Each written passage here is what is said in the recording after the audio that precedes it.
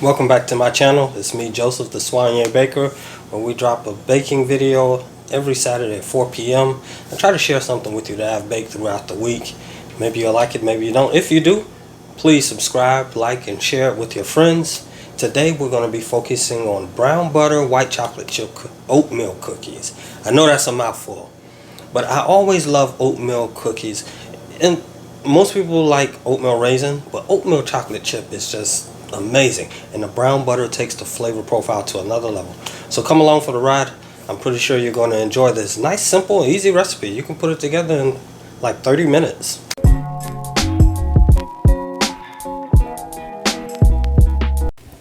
Okay, so I've already done my brown butter. I've already browned it, and this is the final result. The reason I didn't share that every step by step with you, because I have another video that goes into detail about that. I'll leave it if you look in the right top hand corner, you'll see the video.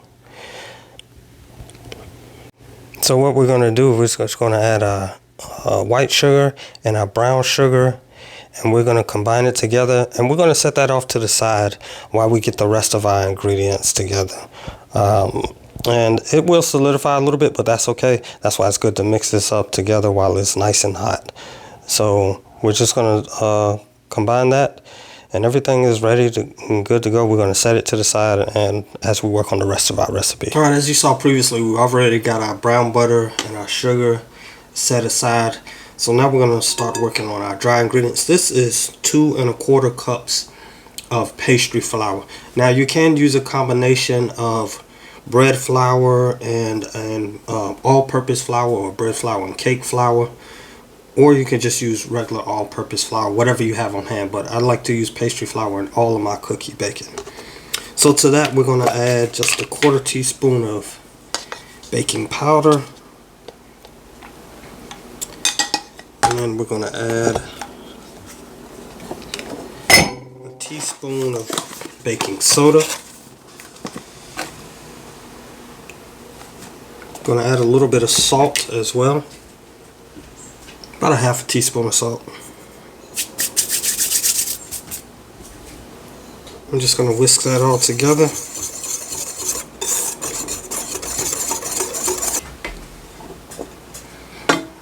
All right.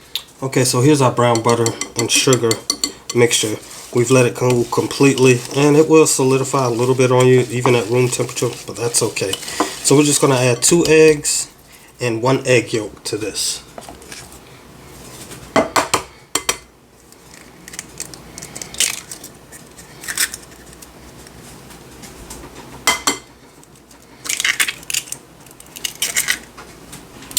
And there's your egg yolk. And we're also going to add about 2 teaspoons of vanilla.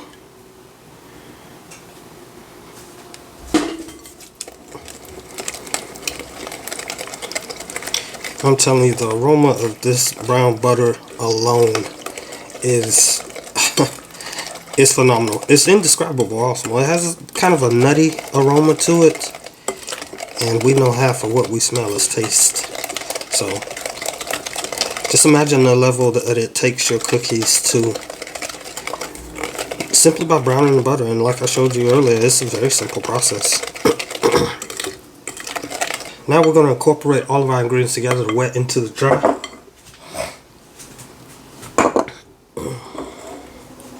Just going to pour it right on in. No fuss, no muss.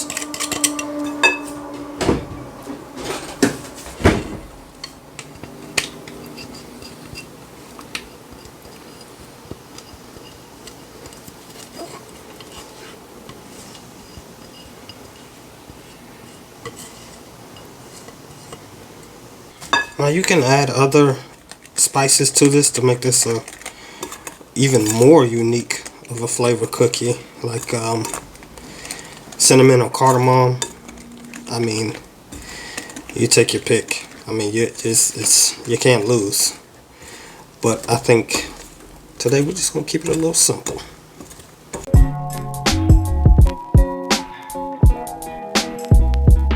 Alright, as you can see, it's coming together really nice and smoothly. And about this time, we're gonna add in our chocolate chips, and also I got a bit of a chocolate bar left over. I'm gonna throw that in there as well.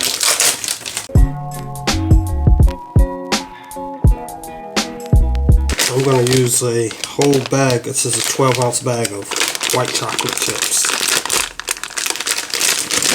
Drop them right on.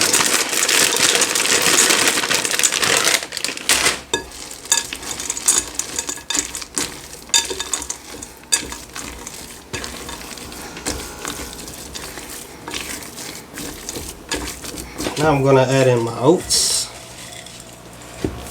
I'm going to start with a cup. I'm just going to fold them in there.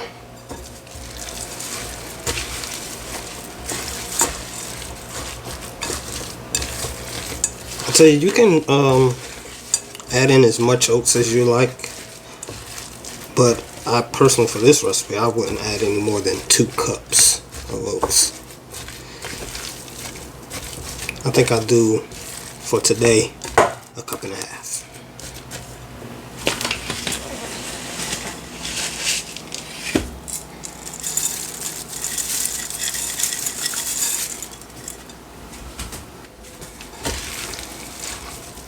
I know it looks like a lot, but trust me, it's really not.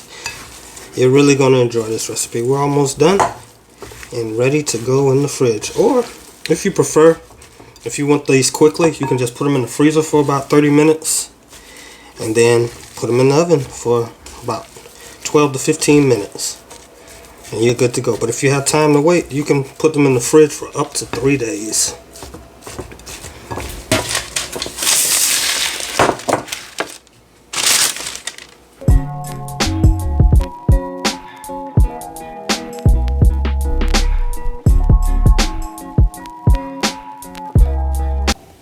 So after 30 minutes in the freezer and 10 minutes in the oven, this is the final result. These are fresh out of the oven, by the way. They are so hot, so delicious, so warm. The aroma will just about drive you crazy. I'm going to try and pick one of these up, but like I said, they're really hot. Just to show you the texture of them on the inside, on the bottom side of, you know, how you want them to look when they come out of the oven. They're so hot, they're falling apart. But if you look at the underside of this cookie, it's not even around the edges is it even brown enough. Now sometimes you may look at the cookie and you be like, oh, it's not ready to come out of the oven yet.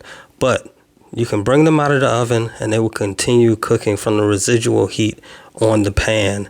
And that will stop you from burning your cookies, having edges crispier than perhaps you would like them to be. Just take advantage of that residual heat. I hope y'all enjoyed this video, and whatever y'all do, keep baking.